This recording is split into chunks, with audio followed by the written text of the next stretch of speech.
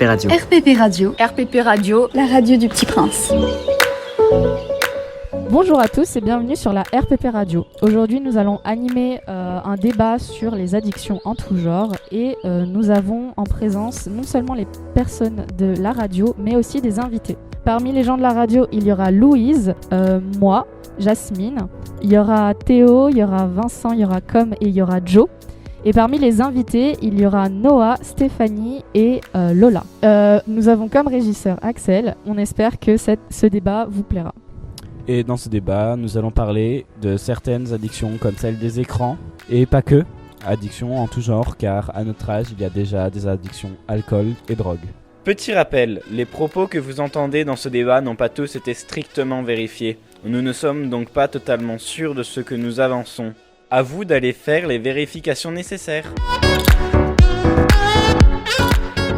Ce que nous avons fait, c'est que nous sommes allés chercher des chiffres sur différentes plateformes, par exemple l'OFDT, sur lesquelles on peut trouver de nombreux chiffres, que ce soit sur le tabac, l'alcool, le cannabis, les cigarettes électroniques ou les drogues illicites. L'OFDT, c'est l'Observatoire français des drogues et des tendances addictives. Alors, il y aura aussi des chiffres d'autres territoires que la France, que ce soit en Europe ou ailleurs. On espère que ce débat vous donnera de nouvelles informations. Alors, on va commencer sur les addictions aux écrans. Là, je vois que dans les addictions aux écrans, il y a écrit qu'à 2 ans, c'est environ 56 minutes par jour, 3 ans, 1h20, 5 ans, 1h34, etc. Mais moi en tout cas personnellement je faisais juste la comparaison avec mon entourage où ça peut aller beaucoup plus que moins de 2 heures par jour et je trouve ça assez grave à un âge aussi bas. Ça trouble beaucoup les comportements des enfants qui n'arrivent plus à être concentrés et qui sont très instables. Est-ce que toi pendant ton enfance tu as été beaucoup exposé aux écrans ? Alors non, justement j'étais pas trop exposée aux écrans, j'avais un petit temps d'écran le soir et c'était tout. Et justement, je vois beaucoup les enfants, les petits cousins, les neveux, nièces qui tout le temps ont les téléphones, la tablette, la télé. Je vois aussi que, comme je dis, les écrans, c'est pas bon pour les enfants car il y a trop d'images qui défilent vite et ils n'arrivent plus à être concentrés sur une seule chose. Et du coup, ça se voit, ils sont très très agités, ils font quelque chose et ils oublient ce qu'ils viennent faire ou bien on leur dit de faire quelque chose, ils oublient ce qu'on leur a demandé. Donc je vois que ça joue beaucoup. Oui, c'est vrai que l'addiction aux écrans chez les jeunes provoque énormément de soucis. Moi, le souci premier qui m'interpelle le plus, c'est le problème de la lumière bleue. Car les écrans marchent sur un coup de lumière bleue qui imite la lumière du soleil. Ça fait que le soir, ils le sont. Même à moi, ça m'arrive à 22h, je suis encore sur mon téléphone. Mes yeux ont encore été exposés à la lumière bleue et j'ai encore l'impression d'être le jour. Et je suis encore tout excité, j'ai du mal à m'endormir. Ce qu'on a remarqué aussi dans les chiffres et juste dans nos observations en général, c'est que pour les énormes temps d'écran qui peuvent aller genre à plus de 7 heures, il y a beaucoup de risques qu'on observe en fait, et ce sont des chiffres. Il y a une augmentation de la sédentarité, de l'obésité, du trouble du sommeil. Et tu as aussi d'autres plus psychologiques comme l'anxiété, la dépression, comme Stéphanie a dit, des troubles du comportement qui est vraiment alarmant. Après, il y a aussi autre chose que je voulais aborder, c'est ce qu'on voit sur les écrans. Et il y a des chiffres énormes, genre il y a 87% des 11 à 12 ans qui vont sur des sites, des réseaux sociaux qui sont censés être interdits aux moins de 13 ans. Donc avec des contenus vraiment pas adaptés à leur âge. Et ça, c'est pour tous les enfants en fait. Je vais parler de mon expérience. Moi, j'ai été une personne qui n'était pas du tout proche des écrans dans ma jeunesse. J'ai eu des parents qui m'ont initiée à l'art en général et aux livres. Donc j'ai pu apprendre le quotidien de différentes manières, c'est-à-dire toucher à tout, manipuler de tout. Et je les remercie pour ça. Mais actuellement, j'ai une sœur de 7 ans qui, elle, est addicte aux écrans. On a beau réduire son temps ou la couper de ces écrans-là et ça devient un calvaire en fait. Ça devient tellement puissant cette addiction qu'elle n'a plus le contrôle de ses émotions quand on la prive de ça. Et elle devient nerveuse, en colère. Et en fait, la privation de cette addiction, qui est les écrans, va engendrer chez les jeunes une montée d'émotions négatives et une sensibilité accrue qui fait que chaque enfant qui est trop exposé à ces écrans-là au quotidien va engendrer un manque d'attention, une hypersensibilité beaucoup plus importante et également une colère beaucoup plus importante. Si je devais faire une prévention, c'est arrêter les écrans pour les jeunes. Laissez-les avoir une vie de jeunes comme cela devrait être. Les puzzles, remettez tout ça à la mode, les puzzles, les dessins, les énigmes, la peinture, tout ce qui est manuel et qui pourra leur augmenter leur capacité cérébrale, leur capacité d'apprentissage, leur capacité émotionnelle. Voilà, revenez au naturel. Moi, quand j'étais jeune, il y avait presque tout le monde qui avait un téléphone et j'étais le seul qui n'en avait pas. Je n'étais au courant de rien. Souvent, j'étais mis à l'écart à cause de ça. Moi, je pense que je suis ici celui qui a peut-être eu son téléphone le plus jeune. Je l'ai eu à partir de mes 10-11 ans. C'est plutôt jeune, moi, je trouve, désormais, quand je regarde le temps que je passe sur les écrans actuellement. Je me rends bien compte que quand on est sur nos écrans, on est comme des zombies. On ne réagit plus, on n'est plus vivant. En fait, on a atteint un stade de maturité où si on est privé de nos écrans, déjà nous, on en a d'autres. Donc si on n'a plus notre téléphone, on va aller sur notre PlayStation. Si on n'a plus notre PlayStation, on va aller sur notre... on a assez d'écrans pour ne pas en être privé. Parce que je trouve ça clairement dommage. À l'entendre, je me trouve débile. Et surtout, je me rends compte petit à petit que juste, on est en train de perdre énormément de temps. Moi, je sais que je suis addict au téléphone, ça c'est sûr et certain. Mais moi, je l'utilise, disons que 80% du temps, mon téléphone, je l'utilise pour lire. Et ça, je trouve que c'est quelque chose de génial pour moi qui peut pas forcément, moi qui est une très grande lectrice et qui peut pas m'acheter un livre toutes les semaines, même si j'adorerais. Et en fait, le téléphone, il me permet d'accéder à tout ce que je pourrais pas accéder de base. Et du coup, ce qui fait que moi, je suis addict aux écrans, c'est sûr, mais je l'utilise pour lire. Et je me doute qu'il y a plein de gens qui certes sont addicts aux écrans, mais qui en font pas forcément une utilisation, disons, abrutive ou mauvaise. C'était très intéressant d'entendre vos avis à tous. Maintenant, je pense qu'on va passer sur les autres addictions aux substances, comme par exemple le tabac, l'alcool, le cannabis, la cigarette électronique et drogue illicite en général. Alors, là, on va surtout aborder les addictions du coup chez les adolescents, disons 16-17 ans. Ce qu'on a trouvé comme chiffre, c'est que 20% des jeunes de 16 ans ont déjà expérimenté le tabac. Par contre, ce qui est bien, c'est qu'on observe une diminution par rapport à avant. C'est-à-dire que la génération d'aujourd'hui, elle est beaucoup moins addicte au tabac, même s'il y a quand même une grande partie des jeunes qui ont déjà essayé toutes sortes de substances addictives, que ce soit l'alcool ou etc. En fait, il y a une plutôt grande baisse qui a été observée chez les jeunes. Donc ça veut dire que les jeunes d'aujourd'hui sont moins addicts aux substances addictives en général.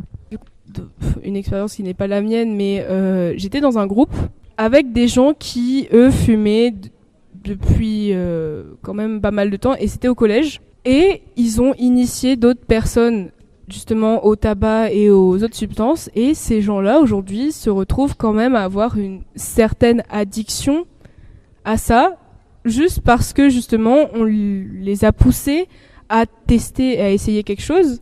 Et je pense que aussi c'est pour prouver que certaines personnes fument en disant que ça donne un air, ça donne... on est un peu vu comme les personnes cool quand on fume, alors que non. En réalité, c'est pas le cas, et on met juste sa santé en danger pour prouver quelque chose de pas vraiment très constructif. Je disais, moi, je voulais rebondir sur le commerce aussi un peu. Comme tu disais, il faudrait interdire la puff, mais tu l'as dit aussi, si on interdit la puff, ils vont retrouver une substance dangereuse et surtout addictive. C'est l'idée de l'homme de trouver du plaisir comme il peut. Et aussi, c'est un peu, pour la puff, c'est un peu du commerce, parce que qui vendent la puff, ils savent qu'ils te le vendent parce que après tu vas revenir pour en reprendre, et encore, et du coup, ils savent que ça leur fait un client fidèle et tu vas revenir plus souvent. Et même si on l'interdit, de toute façon, les gens vont, comme c'est interdit, trouver un moyen de le faire en contrebande ou en choses comme ça. Surtout que beaucoup de substances illicites sont interdites à la vente aux jeunes, mais elles ne sont pas interdites à la consommation. Ce qu'il faudrait, c'est interdire leur consommation aux jeunes.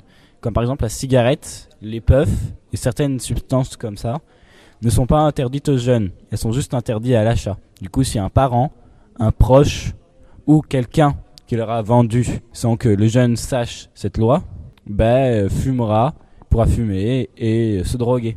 Du coup, concrètement, le problème, c'est que de fumer ou de consommer des substances illicites jeunes n'est pas interdit. Depuis tout à l'heure, je trouve qu'on parle énormément de la puff et autres substances illicites, mais on en a oublié une qui a été toujours légalisée dans le pays français, en tout cas, l'alcool. L'une des addictions et l'une des drogues qui fait le plus d'hospitalisations, étrangement, avec 246 000 hospitalisations diagnostiquées en 2023. Je ne sais pas à quel point on s'en rend compte que c'est énorme. Une addiction beaucoup trop banalisée, parce qu'on peut en trouver en magasin. D'ailleurs, c'est pas tous qui demandent la carte d'identité, et ça, c'est un problème. On peut aussi en trouver chez nos parents. Je trouve ça très dangereux, voilà, parce que si un jour je me dis de boire de l'alcool, je peux, juste. Et le problème, c'est que ça peut mener à des comportements violents et pas forcément mener à une hospitalisation, mais l'usage de l'alcool qui est banalisé peut mener aux usages des autres drogues. Moi, il y a aussi quelque chose que j'aimerais aborder, c'est pas tant chez les jeunes, mais les adultes aussi, pas qui te mettent la pression, mais moi je suis déjà partie par exemple voir de la famille en France, et des gens, pas des gens proches de moi, mes grands-parents, tout ça, c'est pas eux.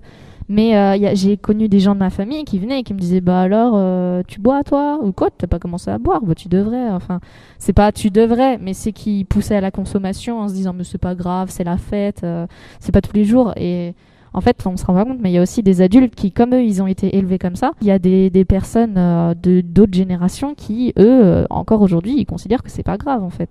Il y a des chiffres qui disent il y a une destruction de 2 à 3 fois plus de neurones dans le cerveau chez les adolescents qui boivent en quantité énorme de l'alcool, et ça s'appelle du binge drinking. Je sais pas si vous connaissez ce terme, mais ceux qui font ça, en fait, ils perdent énormément de neurones. Et ça, c'est très très grave dans un cerveau en développement. En parlant de mon expérience à moi, j'ai fait un stage d'immersion avec une tante qui était dans la clinique Eucalyptus. Je sais pas si vous savez c'est où. Mais en gros, cette clinique, elle est là pour récupérer et aider les personnes soumises à des addictions diverses. Et j'ai été en contact avec ce secteur-là et j'ai vu le cas de certains patients qui étaient addicts à des substances illicites ou des substances classiques comme l'alcool ou le tabac ou le cannabis. Et j'ai pu voir comment ils étaient traités là-bas, parce que une addiction sévère, ça revient à des techniques pour sevrer qui sont également sévères. Tout va dépendre de ton degré d'addiction. Et ma tati, elle prépare les médicaments. Et j'ai pu être en contact avec des patients qui avaient des médicaments très dosés pour vraiment les shooter et qu'ils perdent totalement conscience de leur addiction en fait. Et on ne se rend pas compte de ça parce qu'on n'est pas soumis à ça au quotidien. On se dit qu'une addiction c'est une addiction et qu'on peut se sevrer tout seul juste en arrêtant de boire un verre ou deux dans la semaine. Mais non, en fait, une addiction c'est sur le long terme. Tu commences aujourd'hui et ça se finit jamais. Et en fait, pour que ça s'arrête, il faut en prendre conscience déjà, et il faut pas hésiter à en parler, parce que ces personnes-là qui sont là-bas aujourd'hui, soit ils ont tout perdu, ils ont perdu les membres de leur famille, ils ont perdu confiance en eux, ils ont perdu leur job, ils ont perdu tout de A à Z. Et ils se retrouvent aujourd'hui avec quoi ? Rien. Parce que leur addiction les mène au trou. Je pense que s'il y a autant de chiffres, c'est parce que... il y a autant de chiffres d'achat... etc. C'est parce que c'est un peu le moyen de décompression, on va dire. Et personnellement, je suis tombée dans la puff l'année dernière. Et parce que je faisais rien d'extrascolaire, je faisais pas de sport, je faisais rien du tout. Et c'était très pesant, le poids scolaire en fait. Et c'était un peu mon moment détente. J'ai pu me sortir de ça quelques mois après, parce que je m'en voulais beaucoup. Et donc, vu que je m'en voulais beaucoup, je travaillais beaucoup plus, etc. Bref. Et c'est quand même assez dur, comme l'a dit Lola, parce que le sevrage, c'est dur quand tu es très addict. Tous les 2-3 mois, tu as toujours une petite envie de reprendre, etc. Pour moi, c'est vraiment très important de sensibiliser les gens à ne pas consommer, car c'est très dur de s'en sortir juste après. Je te remercie beaucoup pour ce témoignage. C'est vraiment très, très gentil de ta part. Il n'y a pas de souci.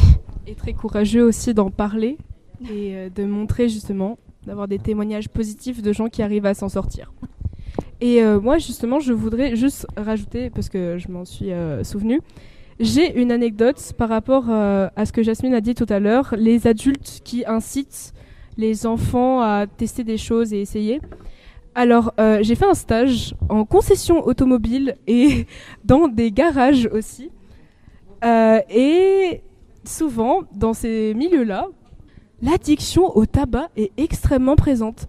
Et je me souviens justement d'un jour où ils allaient en pause, donc ils ont des pauses ou des pauses basiques, mais justement ces gens-là en profitaient pour aller fumer. Je me suis souvent retrouvée, vu que j'étais stagiaire et que je suivais un peu tous mes différents responsables de stage, dans un cercle d'hommes du coup qui fumaient énormément, donc cigarettes électroniques, cigarettes normales, etc. Et on m'a déjà proposé directement dans le cercle si tu fumes pas, tu veux pas tester, etc. Et évidemment j'ai refusé, mais on me l'a déjà proposé plusieurs fois. Et donc voilà, ça peut mettre un peu mal à l'aise.